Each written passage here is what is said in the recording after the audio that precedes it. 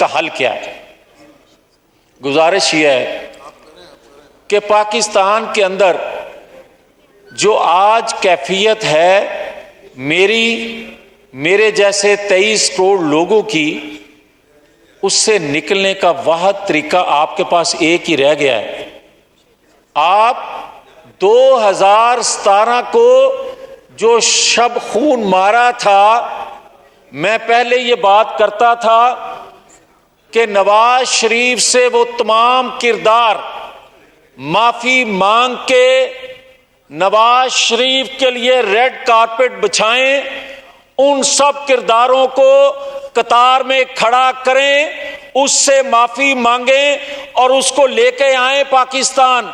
मगर 9-10 मई के वाक़े के बाद मैं ये समझता हूं कि किसी के लिए रेड कारपेट की अब जरूरत नहीं रह गई। हम हालत उसमें पहुंच गए हैं कि किसी को मुंह दिखाने के काबिल नहीं रह गए।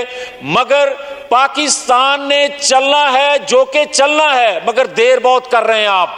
अगर मौजूदा हाजिर सर्विस अदारों में बैठे लोग नवाज शरीफ को ये बताएं, ये यकीन दिलाएं कि हमसे पहले लोगों से गलतियां हुई, पाकिस्तान के लिए, खुदा के लिए पाकिस्तान आ जाओ।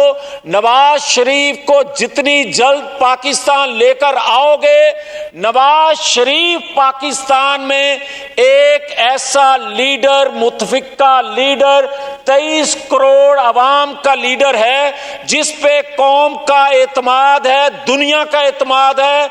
उसके अलावा ये पाकिस्तान चल नहीं रहा, न चल सकता है। अब भी कह रहा हूं कि उन अदारों को चाहिए देर किए बगैर नवाज शरीफ को ले आए ताकि ये पाकिस्तान चल सके। इस 23 करोड़ अवाम की आवाज है, ना सुनोगे तो देर कर दोगे, जुल्म करोगे और उन किरदारों के सब में खड़ा होगे जिन्होंने नवाज शरीफ को इस पाकिस्तान की तरक्की को रोकने के लिए 2017 का फेल किया।